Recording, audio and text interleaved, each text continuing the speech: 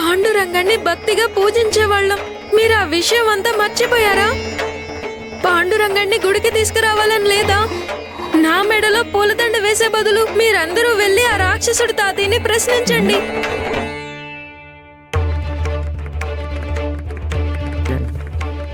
ఇదిగో అమ్మలక్కలు వినండి, ఈ సత్యభామ నోరు తెరిస్తే అబద్ధాలు నమ్మకండి. ఎందుకే వాళ్ళందరినీ పిలుచుకొచ్చి ఏవేవో చెప్తున్నావు?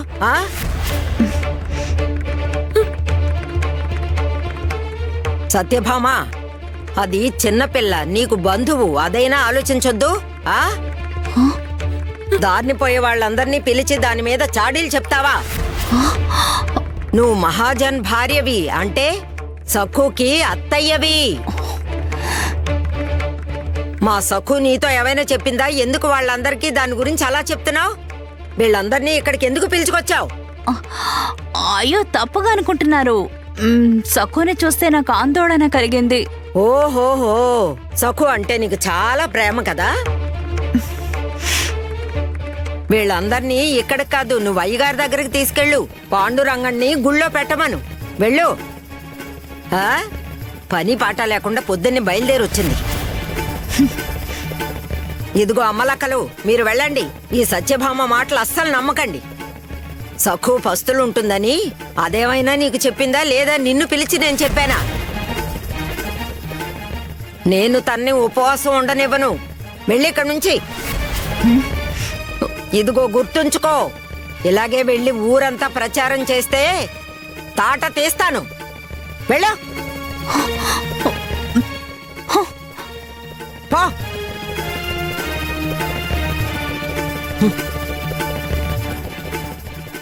అయ్యో బామ్మ, నువ్వు ఉపవాసాలు ఉండాల్సిన అవసరం లేదు.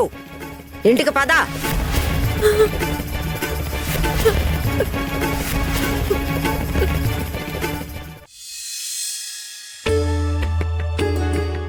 ఉమా, మనమిద్దరం ఇక్కడ ఇలా బందీలుగా ఉన్నాం.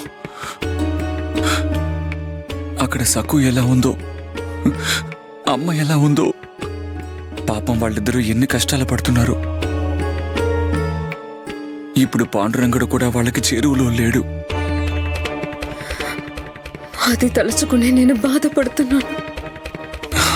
ఏం చేయాలో నాకు పాలుపోవడం లేదు.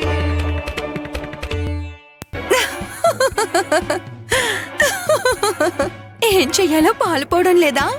సంతోష సాగరంలో తేలిపోవాలి, నోరు తీపి చేసుకోవాలి.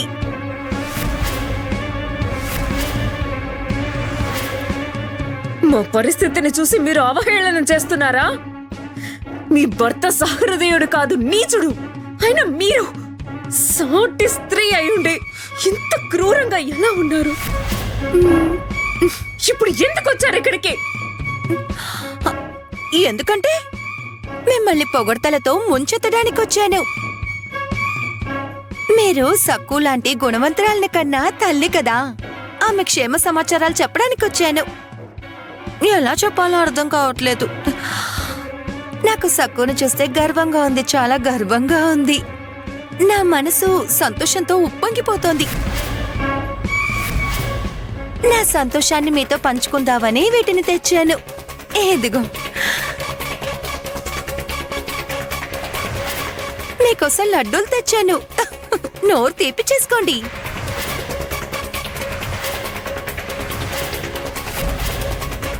ముందు విషయం ఏంటో చెప్పండి.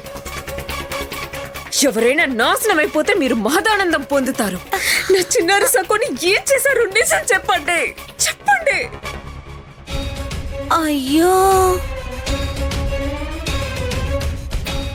నా మీద అరుస్తున్నావేంటమ్మా? నీ మేలు కోరి చెప్తున్నాను. ఇంత కోపం పనికిరాదు. నీ గారాల కూతురు సక్కు ఒక పెద్ద అద్భుతాన్ని చేసింది.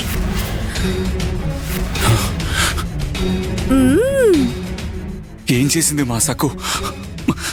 మీరు దాన్ని ఏం చేశారో చెప్పండి. అరే, సక్కుకి ఇవన్నీ మామూలే. తను అందరిలాంటి పిల్ల కాదు కదా.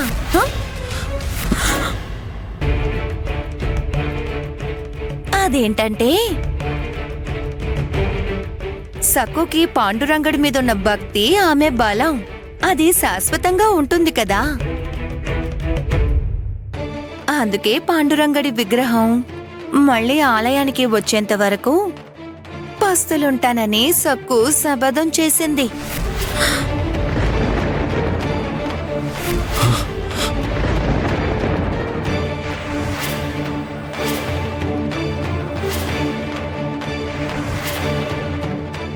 ఏంటి? అవును, ఎంత గొప్ప నిర్ణయం తీసుకుంది. అయ్యో అయ్యో అయ్యో అయ్యో, నేను ఈ మాట వినంగానే నిజంగా ఆశ్చర్యపోయాను. సరే, ఇప్పుడు మీరే నాకు చెప్పండి. తన ధైర్యాన్ని మెచ్చి తన నిర్ణయాన్ని గౌరవించి మన సంబరం చేసుకోవాలి కదా. ఈ సందర్భంగా మీరు లడ్డూలు తినాలి. తీసుకోండి, తినండి. అది సక్కు ఉందే, ఇంకొక క్షణంలో తన ప్రాణాలు పోతుందన్నా కూడా పట్టిన పట్టు వదలదు. అన్న పానీయాలు ముట్టనంది కాబట్టి అస్సలు ముట్టదు. తన సంగతి వదిలేండి, మీరు లడ్డూలు తీసుకోండి, తినండి. ఇదిగో తిను మా, తిను తిను మా. నోరు తెరువుమా, సక్కు కోసే లడ్డు తినాలి. తినమంటున్నానా? నోరు తెరు, తిను ఉమా. లడ్డూని వృధా చేస్తున్నావు, తిను, నోరు తెరు.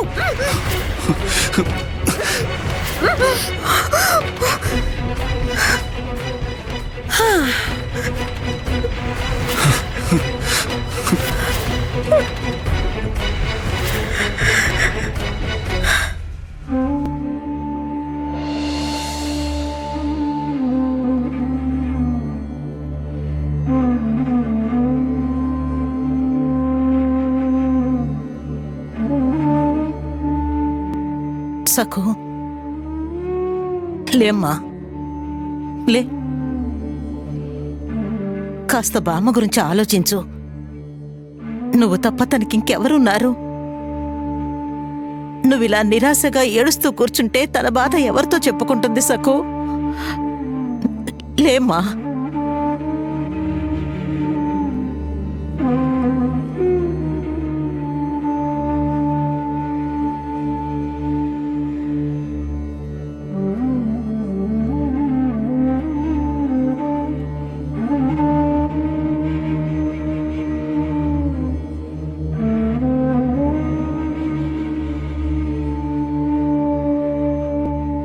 తిను సఖు,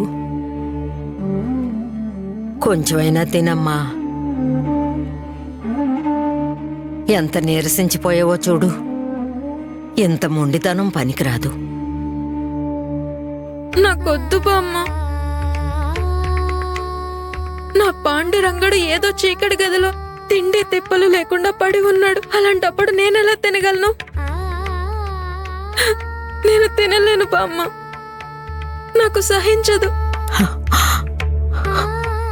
నా పాండురంగడు వస్తాడు, నా చేతులతో నేను ఆయనకి వెన్న తినిపించాలి. ఆ తర్వాత నేను తింటాను. పాండురంగా, నువ్వెప్పుడొస్తావు? చెప్పు, ఎప్పుడొస్తావు? చూడు సకు, ఆయన తప్పకుండా తిరిగి వస్తాడు. నువ్వు ముందు తినమ్మా.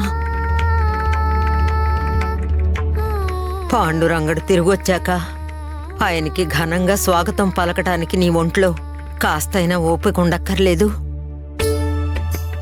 ఎవ్వరూ లేరు, ఈ చుట్టుపక్కల ఎవ్వరూ లేరు, నిన్నెవరూ గమనించట్లేదు.